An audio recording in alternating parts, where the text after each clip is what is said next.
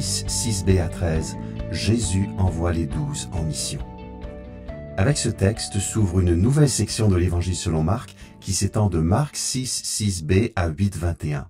Dans cette section, Marc continue de nous montrer l'autorité de Jésus qui inaugure le règne de Dieu, mais cette fois cette autorité se manifeste régulièrement dans le cadre de la mission.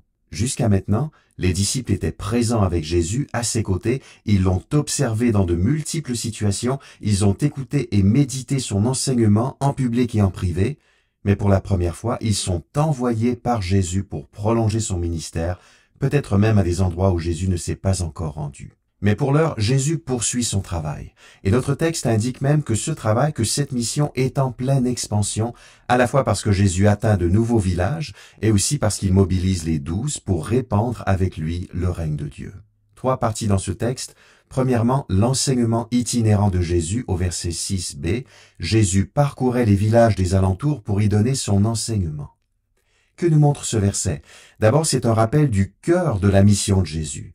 Jésus garde le cap et son enseignement sur le royaume continue d'atteindre les villages galiléens. Ici, il demeure dans la proximité de Nazareth en ciblant les villages des alentours. Son mouvement de village en village est déjà une application du principe qu'il énoncera pour les disciples au verset 11. Quand des villageois n'accueillent pas Jésus favorablement, ce dernier passe à la localité suivante. Ensuite, ce verset indique que l'opposition rencontrée à Nazareth n'a pas freiné ni découragé Jésus, bien au contraire. Jésus lui-même porte toujours le flambeau et dans la suite du texte, les 12 vont démultiplier son activité. Justement, parlons-en des 12. La deuxième partie de notre passage représente l'essentiel du texte, la partie principale sur l'envoi des 12 en mission, du verset 7 au verset 11. Découpons-la en 4 éléments. Premier élément, l'appel et l'envoi 2 à 2, verset 7a. Il appela les 12 et les envoya en mission 2 par 2. Jésus appela les 12, c'est-à-dire qu'il les invita solennellement à participer à sa mission. Le même verbe était employé en Marc 3, 13, où Jésus a appelé les 12 à venir à lui. Ici, c'est une convocation officielle pour l'entreprise missionnaire. Qui Jésus appelle-t-il? Les 12. Une partie seulement donc de l'ensemble des disciples de Jésus plus nombreux. C'est le noyau des disciples. Les 12 jouent un rôle unique dans l'Évangile selon Marc. En tant qu'apôtres, les 12 sont les messagers ou les représentants officiels de Jésus. Mais pourquoi sont-ils au nombre de 12? Comme on l'a vu quand on a parlé de Marc 3, 14, ce chiffre évoque les 12 tribus d'Israël dans l'Ancien Testament. Ainsi, de manière symbolique, Dieu est en train, autour des 12 que Jésus envoie, de reconstituer et de rétablir le peuple d'Israël sur le plan spirituel. Ce nouveau peuple en formation sera composé d'abord de Juifs qui reconnaissent en Jésus le Messie, d'où la mission des 12 dans les villages de Galilée, puis de non-juifs qui adhèrent également au message de Jésus sur le règne de Dieu. Il est question d'eux dans d'autres passages de l'Évangile. Et c'est 2 par 2 que Jésus envoie les 12. Pourquoi ? On ne trouve pas de parallèle ou de précédent exact de cette pratique dans l'Ancien Testament. Toutefois, on y découvre des principes qui peuvent s'appliquer ici et sur lesquels Jésus s'appuie fort probablement. D'abord, il y a ce beau texte dans l'Ecclésiaste 4, 9 et 10. « Mieux vaut être à 2 que tout seul. On tire alors un bon profit de son labeur. Et si l'un tombe, l'autre le relève. Mais malheur à celui qui est seul et qui vient à tomber sans avoir personne pour l'aider à se relever. » Ainsi, à 2, on travaille mieux et en plus, on se soutient mutuellement. Si Jésus établit cette pratique, c'est parce qu'il connaît trop bien ses disciples et qu'il veut, comme le suggère un commentateur, ménager leurs faiblesses humaines. Ensuite, un second principe entre peut-être en ligne de compte, celui des 2 ou 3 témoins, par exemple selon Deutéronome 19, 15. On est en registre juridique ici. En quoi cela est-il pertinent pour les disciples? D'abord, cette arrivée en binôme appuie leur message. Même si leur proclamation se déroule dans les villages et non pas au tribunal, c'est bien en tant que témoins qu'ils agissent. Ensuite, ils rencontreront de l'opposition, c'est certain. Du coup, s'ils sont accusés faussement, ils seront 2 à se défendre et à témoigner ensemble. De plus, selon notre texte, les disciples devront témoigner par un geste symbolique quand un village refusera de les accueillir, ce qui comporte une dimension juridique sur le plan spirituel. Eh bien, selon le principe de 2 ou 3 témoins, ils seront 2 à le faire, ce qui augmente le poids de la démarche. Une dernière remarque à ce propos, cette pratique d'aller 2 à 2, elle se prolongera par la suite, à la fois dans l'Évangile selon Marc et dans le livre des Actes. Deuxième élément de l'envoi des 12 en mission, la délégation d'autorité. Verset 7b. Il les envoya en mission 2 par 2 en leur donnant autorité sur les esprits mauvais ou sur les esprits impurs. Cette délégation d'autorité peut donner l'impression que les 12 s'adonneront à une seule activité, les exorcismes, chasser les esprits impurs. Pourtant, il n'en est rien. Quand ils s'exécuteront, au verset 12 et 13, ce sont 3 types d'interventions qu'ils pratiqueront: la proclamation, les exorcismes et les guérisons miraculeuses. On comprend donc au verset 7 que c'est sur un échantillon d'un ensemble plus vaste que Marc braque les projecteurs. Néanmoins, ce choix éditorial est délibéré et Marc veut souligner un aspect important de la mission. Elle s'inscrit dans le grand combat spirituel entre Dieu et Satan, dont il a souvent été question chez Marc, et ce, dès les 40 jours de Jésus dans le désert en Marc 1,13. Proclamer le règne de Dieu et démontrer par des exorcismes et des guérisons que ce règne est déjà inauguré en Jésus, c'est s'attaquer à l'ennemi et à son règne dans la vie de nombreuses victimes. Voilà pourquoi la contre-attaque à l'endroit des esprits impurs par les exorcismes est mise en avant au verset 7. Dans ce cadre, les 12 ne peuvent opérer sans autorité spéciale, sans risquer de se faire anéantir par un opposant bien plus fort qu'eux. Et c'est la raison pour laquelle Jésus leur transmet une mesure de l'autorité divine dont il est lui-même investi. Oui, Jésus peut donner de son autorité aux personnes de son choix, et c'est ce qu'il fait ici. En somme, le verset 7 signale que les 12 sont non pas des initiateurs, non pas des concepteurs d'une nouvelle forme de ministère, mais plutôt et tout simplement des continuateurs du ministère de Jésus. Ils poursuivent, ils prolongent et étendent l'activité de Jésus. Les 12 sont les associés de Jésus dans cette entreprise commune. Le troisième élément de l'envoi des 12 en mission, c'est un ensemble d'instructions pratiques dans les versets 8 et 9. La réflexion devient soudain très terre à terre, d'autant plus que le genre de situation envisagée est nouveau. Quand Jésus et les disciples étaient actifs autour de Capernaüm, ils avaient une base d'envoi vers laquelle ils pouvaient revenir régulièrement. Mais ici, les 12 devront s'adapter à la mobilité et apprendre à voyager léger. Lisons les versets 8 et 9. Il leur recommanda de ne rien emporter pour la route sauf un bâton.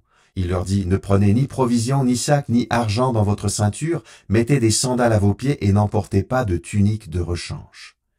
En gros, ce qu'ils portent quand ils partent, voilà ce qu'ils apportent. Leurs sandales et une seule tunique, la seconde tunique non permise, et probablement une épaisseur de plus pour lutter contre le froid, notamment la nuit, plutôt qu'un rechange. Rien de plus n'est autorisé sauf un bâton de voyageur, utile pour la marche, mais aussi pour se protéger contre les animaux sauvages. Le strict nécessaire. Pas de provisions, pas de sac, sans doute une espèce de poche de cuir fréquemment utilisée par les voyageurs, pas d'argent pour acheter quoi que ce soit. Un tel minimalisme les obligera à compter sur Dieu pour trouver l'essentiel, notamment pour s'alimenter, et sur l'hospitalité des gens pour leur hébergement, comme on le verra au verset 10.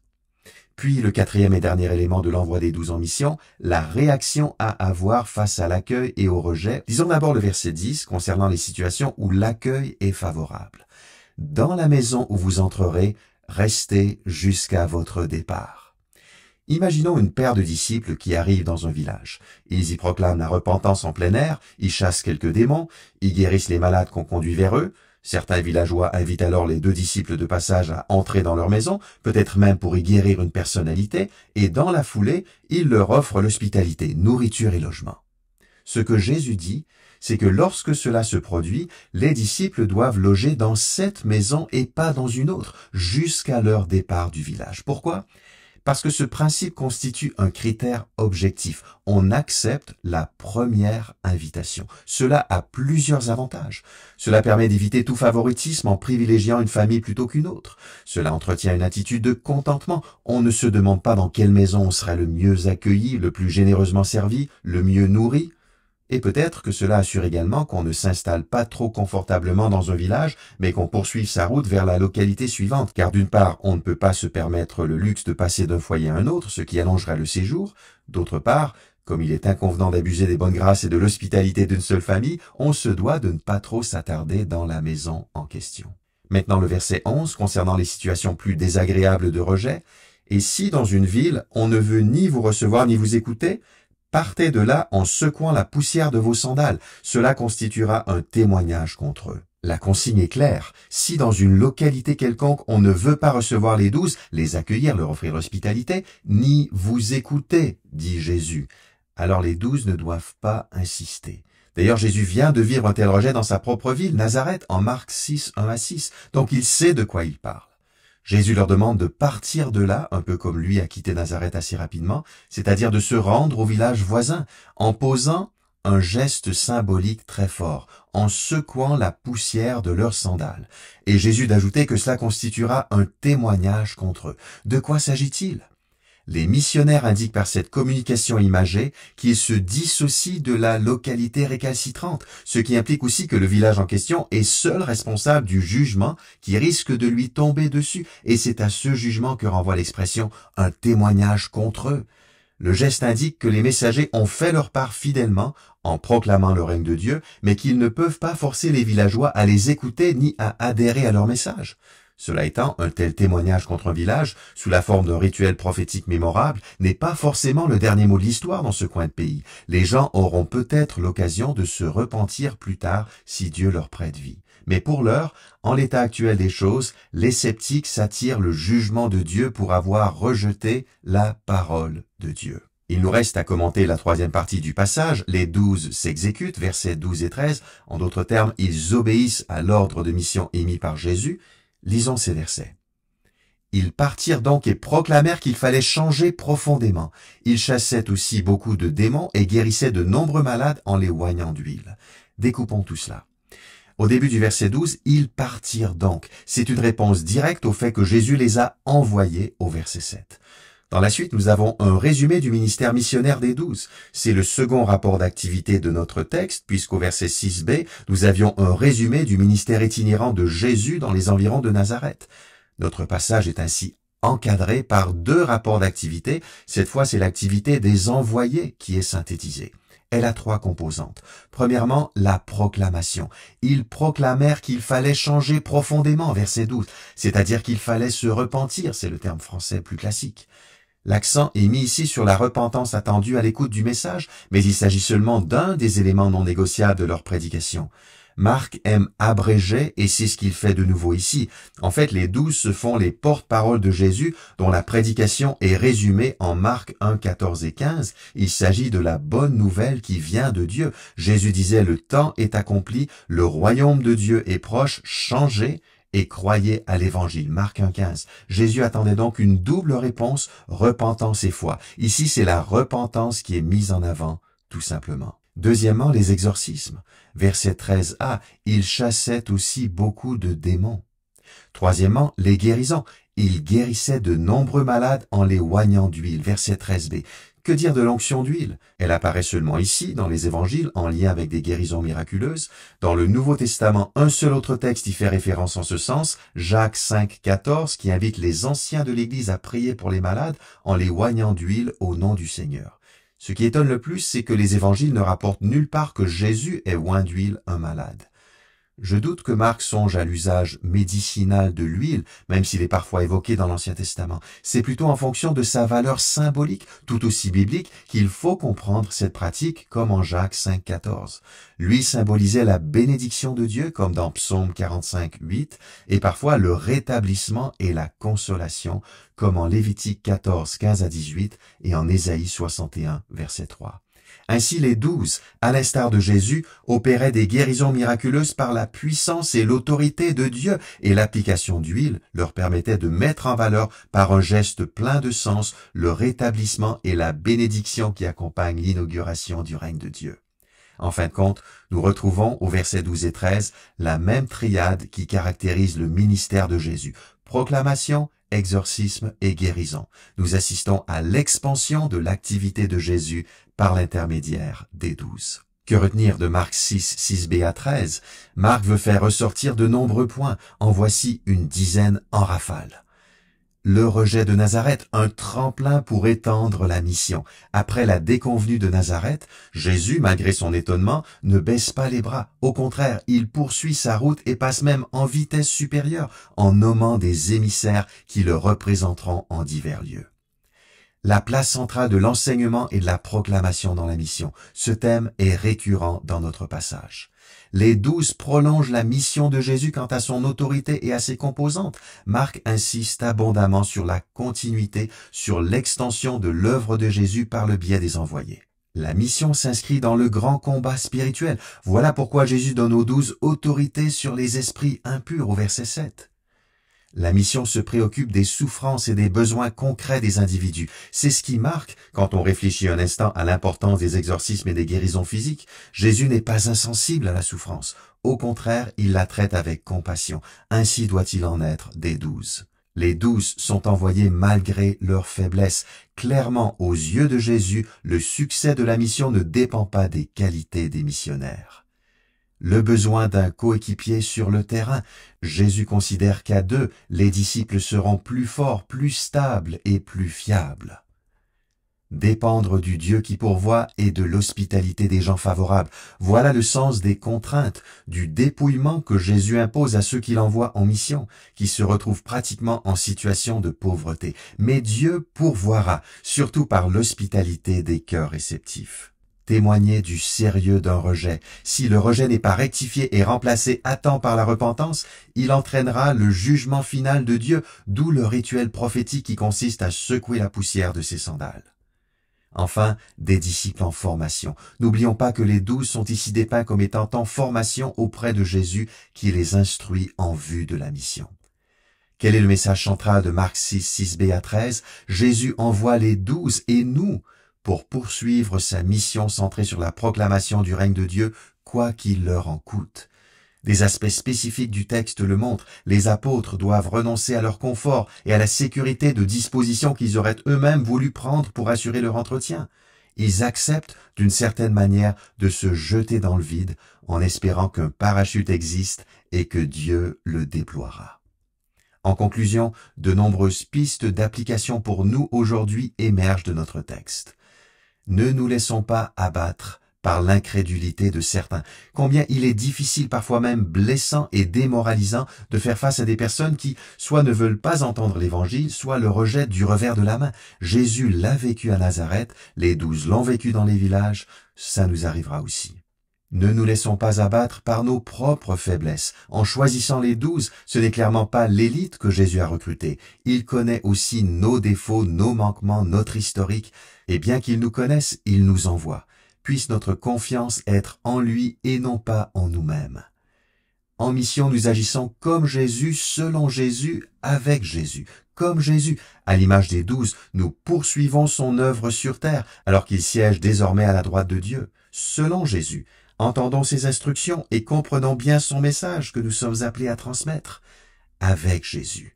Le ressuscité ne se contente pas de nous envoyer, il vient avec nous. Il est lui-même avec nous tous les jours jusqu'à la fin du monde, d'après Matthieu 28, 20. La mission exige que notre message soit clair et qu'il soit présenté avec gravité. Sans manquer de compassion, faisons comprendre à nos interlocuteurs à des moments choisis avec tact qu'ils sont devant un choix décisif entre la vie et la mort. La mission est aujourd'hui confiée à toute l'Église, à chaque Église locale. Les 12 représentent l'ensemble du peuple de Dieu et c'est à toute l'Église que la mission est aujourd'hui confiée. La mission est aujourd'hui élargie au maximum. Elle vise tous les peuples, toute la terre. Jésus envoie les 12 dans les villages de Galilée, mais l'élargissement à tous les peuples sera explicité dans la suite, notamment en Marc 13, verset 10. La mission commence au plus près de nous. Beaucoup d'entre nous vivent entourés de personnes issues d'une grande diversité de peuples. Commençons par aimer nos amis, nos collègues, nos voisins, et que cet amour nous pousse à leur parler de Jésus. Les chrétiens sont appelés à jouer différents rôles dans la mission, mais tous y sont conviés. Tous n'étaient pas des apôtres, même dans l'Église primitive. Et encore aujourd'hui, tous n'auront pas un ministère reconnu axé sur la proclamation. Tous ne verront pas Dieu les utiliser pour opérer des exorcismes ou des guérisons. Et c'est très bien ainsi. Quand on comprend que c'est en tant qu'Église locale, en tant que communauté qu'on est responsable de la mission, cela nous enlève un fardeau lourd à porter. En même temps, cela nous permet de nous poser la question, dans cet effort collectif, comment puis-je me rendre utile avec les dons et les ressources que le Seigneur m'a confiés, sans oublier les occasions de témoigner autour de nous avec simplicité qui peuvent se présenter pour chaque chrétien. Ce travail d'équipe dans la complémentarité des rôles est d'ailleurs bien illustré dans notre texte. Pendant que les 12 exercent un ministère public, les familles qui adhèrent à la cause de Jésus consacrent leurs efforts et leur énergie à exercer l'hospitalité et à répondre aux besoins concrets des missionnaires. Derrière les instructions précises, des principes universels, priorité du royaume sur le confort, travail d'équipe, dépendance envers Dieu. N'essayons pas de reproduire à la lettre les consignes pratiques données par Jésus aux 12. Même dans les évangiles, de telles directives évoluent selon la situation. Une contextualisation, c'est-à-dire une transposition dans de nouveaux contextes, est donc nécessaire. Attachons-nous plutôt aux principes universels qui sous-tendent les instructions. Le règne de Dieu est plus important que mon confort personnel. Est-ce que je le mets en priorité dans ma vie? Plus mon mode de vie est simple et frugal, plus je serai réellement disponible pour servir sans attache ni encombrement une cause qui me dépasse. Vivre le témoignage en solo est lourd à porter. Autant me joindre à un frère ou à une sœur ou à un groupe de chrétiens. Le travail d'équipe est tellement plus réaliste et plus agréable. Et la dépendance envers Dieu, il pourvoira aux occasions de témoigner, à mes besoins concrets, par exemple si j'organise ma vie et mon travail pour servir plus efficacement les intérêts du royaume, et il ouvrira certains cœurs à la bonne nouvelle en son temps. Je ne veux pas m'appuyer sur mes talents, sur ma personnalité, sur mon expérience, mais uniquement sur lui. Une formation complète pour la mission. Dans une formation complète, il y a un premier volet indispensable d'après Marc 3, 14 et 15, être avec Jésus. La question c'est comment être avec Jésus aujourd'hui, maintenant qu'il n'est plus présent physiquement mais qu'il est à la droite du Père. La présence du ressuscité, nous l'expérimentons surtout par la puissante parole de Dieu, illuminée à notre cœur et appliquée à notre vie par l'Esprit de Dieu. Puis, en complément d'une telle formation dans la parole, il y a la pratique sur le terrain, comparable aujourd'hui à des stages en contexte de ministère. Enfin, ne secouons pas trop vite la poussière de nos sandales. D'une part, comme on l'a vu, ce geste ne faisait pas office de verdict final. D'autre part, le ministère particulier des 12 comportait une grande mobilité, car Jésus voulait atteindre en peu de temps une grande partie de la Galilée. Les villageois devaient donc se positionner assez rapidement par rapport au message du royaume. Quand il est question aujourd'hui d'être des témoins auprès des membres de notre famille ou d'amis de longue date, l'approche est forcément différente. Ne concluons pas trop vite que tel cœur est fermé à jamais.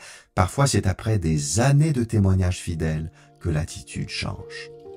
Père Céleste, merci pour le privilège de faire partie d'une Église en mission dans ce monde. Aide-nous à maintenir le cap et à faire de l'expansion du règne notre priorité. Puissions-nous, avec l'autorité de Jésus, proclamer la bonne nouvelle et répondre aux besoins concrets des personnes que tu mets sur notre chemin.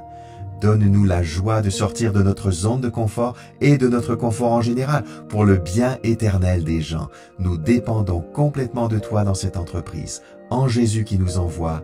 Amen.